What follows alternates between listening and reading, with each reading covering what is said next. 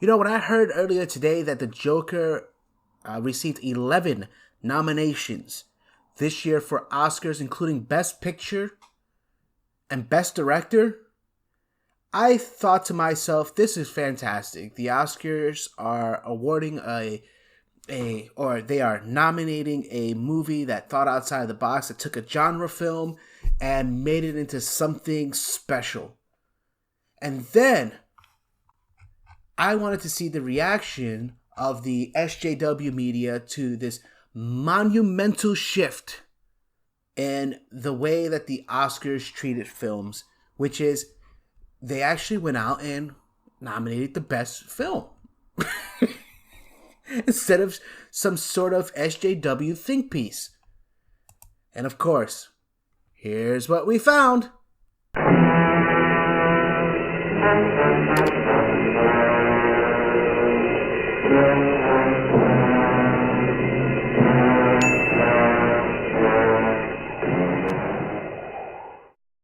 What's going on, guys? The Joker's Oscar nominations rang up at 11, and the SJW media went wild. Here is from Dan Guice here at Slate. Joker's Oscars nominations are a joke. Stop the madness. This movie is dumb as hell. So in this particular article, what Dan is, his synopsis of the entire thing is that the Joker is a dumbass movie for dumbass people who like dumb things. And he thinks that the fact that the Oscars are rewarding this movie or nominating this movie is just the biggest catastrophe since, the atomic bomb. I don't fucking know what this guy thinks. Look, it was fine when people liked Joker. It made $1 billion. That's understandable. It's a comic book movie with style. It is. It's a comic book movie with style and something else. Something called substance.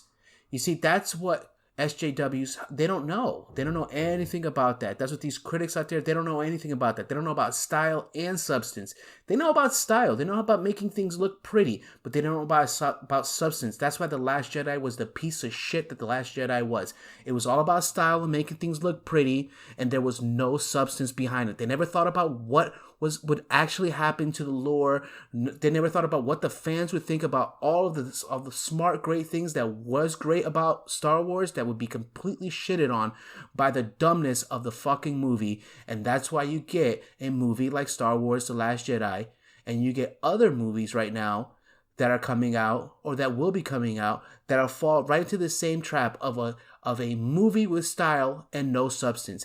This guy right here does not understand the difference. That's why he thinks it's a comic book movie with style, and he doesn't mention substance. Because he doesn't understand the fucking difference. It won the Golden Lion at Venice. I mean, Hirokazu Kore Ida was not thrilled. Who the fuck was that? I don't know. I don't know who that is. But hey, maybe he's a nice guy. I'm sure. But it's great that a film festival thought outside the box. I know, it was great that they actually thought to themselves, why don't we give a nomination or an award to a movie that's actually really, really good, that really touches on a great subject, that treats its characters and its actors with respect. Oh my gosh. That doesn't have a male-bashing SJW agenda. Ooh. How outside the box. Joaquin Phoenix got a bunch of Best Actor attention in critics' polls and less awards. No problem. It's a showy performance. The guy lost so much weight. Throw him a bone. This is, again, it's all about style with these guys. It's not about substance. He doesn't see the subtle nuance in Joaquin Phoenix's performance. He doesn't see the way that Joaquin can just with a look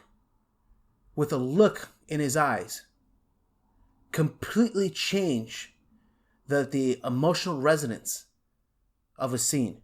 He doesn't understand that because he only sees is the style. That's it. He doesn't see the substance. As awards season went on, though, it became more and more clear that the film might be a real player. Not just for Best Actor. Fine, there's a long tradition of nominations for overcooked performances in bad movies. But for real awards, again, he's calling this an overcooked performance. In what sense? In what sense? This is probably one of the most subdued performances. It's beautiful in the way that he's able to capture, like I said, the emotional resonance of a scene and not do that much. Really look at this movie. And it's all about just the mannerisms, the way, the subtle way his tics work. I mean, you can study this movie and the performance of Joaquin Phoenix in this movie and get so much out of it if you weren't just stuck on style and no substance. Actual serious awards giving bodies kept nominating the BAFTAs, the Producers Guild, my own damn union. Maybe your own damn union knows better than you. Today, as Joker receives 11 Oscar nominations, the most of any movie, including Best Direct Picture and Best Director, is the day that someone must stand astride the tracks and say, enough. Well, listen, I don't think you're standing astride the tracks, but what you really are doing is standing on your soapbox, telling people your opinion, and your opinion, quite frankly, is based on an SJW viewpoint of a world that does not exist. So, your opinion, much like the opinion of many of your contemporaries, not only does not matter, it is proven every single day that it does not align with the general public. Look at the actual ratings, or the reviews or the Rotten Tomato scores of most movies, and you will find that the movies that critics love, general audience are tepid with, or in most cases actually hate. And the vice versa applies. Why? Why is that? Because it's not that the Joker's Oscar nominations are a joke, it's because people like you are jokes. That's why. No one cares. Take your clickbait article and shove it up your ass. To reward it as such, well, it's not smart. I don't know. From its dumb yellow title card. Again, proof that he does not care about the substance. He only cares about the style. The first thing that he mentions is a yellow title card. To his anti-hero's dumb delusions of grandeur, to the dumb absolute belief in its own transgressiveness.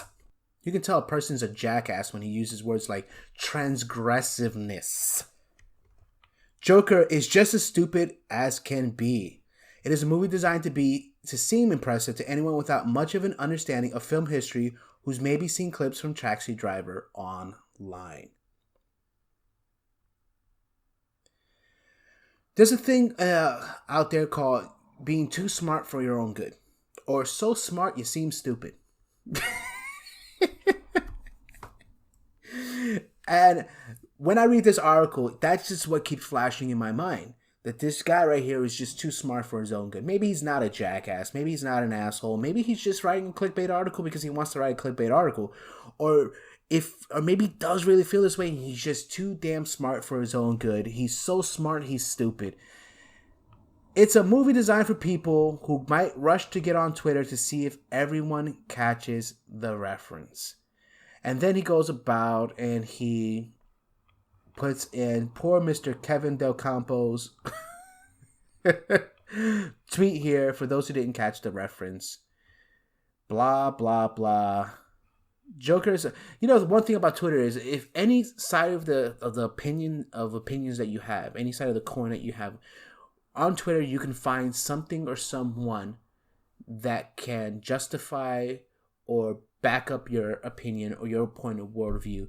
And like if I wanted to say something like most people think that, the sky is green, I can probably go on Twitter right now and find about 2 or 3 tweets from people that say, hey, you know what? I think the sky's fucking green. And then put it on an article like this and show them about how so many people feel this way. But anyway. Joker is a movie for people who think that movies about class riot demonstrate actual class consciousness by a Hollywood studio, when in fact the movie is porn for viewers who get off on squalor. I love The Dark Knight Rises.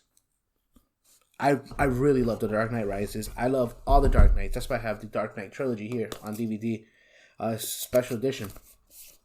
The Dark Knight Rises was a movie about class warfare. Does Dan feel the same way about Dark Knight Rises?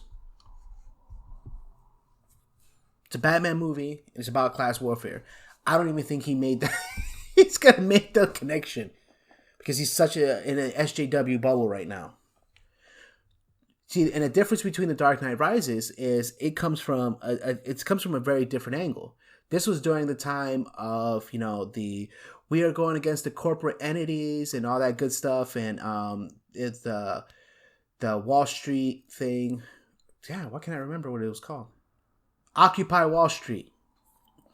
It came through all that stuff, and that was an SJW's dream right there, Occupy Wall Street. And so their view of The Dark Knight Rises, it's going to be completely different than that of the Joker, even though the subject matter is pretty much the same. It's just a different type of class warfare. Joker is a movie for people who think starving yourself, being a pain to your coworkers, and allegedly clicking a dumpster so hard you dislocate your knee are evidence of good acting. In fact, they are not. This is from the same group of people, right, that get online and talk about somebody's workout routine for a certain movie, or they talk about how deep somebody got into their role and all that good stuff, or, Christian Bale starved himself for a movie.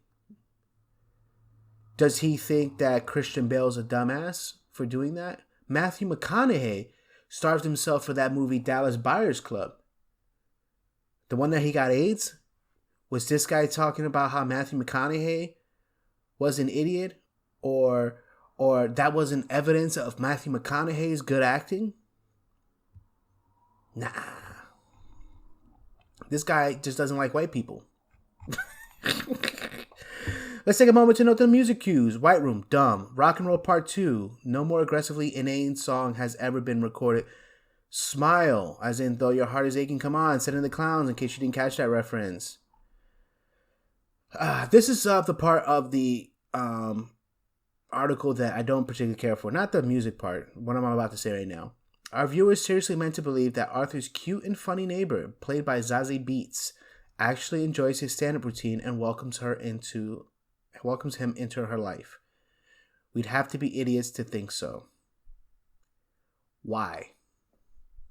Because Arthur doesn't fit into your view of what the world or what people should be like. That Zazie Beetz, because of what he eventually became, because he did at that point. When he first met her, he wasn't a homicidal maniac at that point. He was a person that was struggling with some demons. That person is not worth Zazie Beetz given a chance to? What kind of a fucking bully bullshit mentality do you have that you would write something like that and think that it's fucking cool? That you would write that his cute and funny neighbor, who, yeah, you know what? I did believe that. I did believe that this girl would give this guy a chance. I did believe that she would, maybe even if she didn't really like his stand-up routine so much, she would enjoy it just because she enjoyed him. Because that's what fucking people do when they care about somebody. That's what people fucking do. Maybe you wouldn't know that. Maybe nobody's ever cared about you in that way. Maybe you're like one of those people that, their parents are fucking obsessive assholes and treat them like shit, so they grow up treating other people like shit. But you know what? Fuck you, dude. There are many, many people out there in the world right now that are struggling with real shit right now. With real shit. And they could use a nice, cute, and funny neighbor to enjoy their fucking stand-up routine, you piece of shit. Like everybody has to fit into your fucking idea of what a human should be. That's what I got from that. Or are we meant to believe that the filmmakers intended all along for us to know we're watching Arthur's Delusions? Well, that would be even dumber. This whole fucking article is dumb. And it's ridiculously long for no reason. At the end of the day, this movie is getting shit on by people like this. Not because it's not a good movie. Not because it's not an interesting movie, not because it's not a movie that thinks outside of the box and does things for a film that's pretty much tapped out right now when it comes to how far it could go. That entire genre right now is pretty much tapped out. He hates on this because it is a white male with issues who addresses his issues in a way that's not satisfactory to him.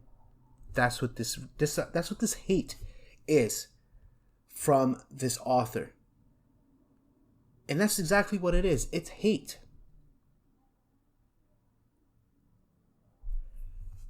The truth is, the Joker deserved 11 nominations, and that's why it got 11 nominations. Todd Phillips did a great job of taking this character and presenting it in a way that we hadn't seen before. He mixed in a little Taxi Driver with some other inspirations, and he came out with something wholly original. And it's fantastic. It's a great film to watch. It's not a film that I would watch as obsessively as I would watch the Dark Knight trilogy. But it's definitely a film that I would recommend anybody watch. And I think it does deserve the 11 nominations that it gets, hands down, without question, unequivocally. There have been a lot of movies that have gone to the Oscars and cleaned up that I just didn't particularly enjoy. And a lot of times they cleaned up because of subject matter that, to me, in its essence, was not deserving. It wasn't the technical prowess of the film. It wasn't anything. It wasn't the performances in the film, but rather it was the messaging in the film that got the award. And this is not a case of that. This is a case where an actor gave a great, outstanding performance. This is a case where a director put in the effort of his life. That a director who enjoyed the subject matter and wanted to create a film and had a vision for that film and executed it to near perfection. That's what this movie was. And all that the author of this article is doing is spewing hateful, bully nonsense. And you can see by the utter disdain that he has for the Arthur character and what he believes the Arthur character deserves. You could see it, that disgust that he has, that hate that he has. It emanates through every single sentence in this article, and it's disgusting. I'm done with this guy. Guys, if you liked a video, this is kind of a rough one, but if you like this video, please like, share, and subscribe. Thank you guys so much for watching it. Enjoy the rest of your day, and go watch the Joker. It's pretty good if you haven't watched it yet. If you have, fuck it, let's just watch it again.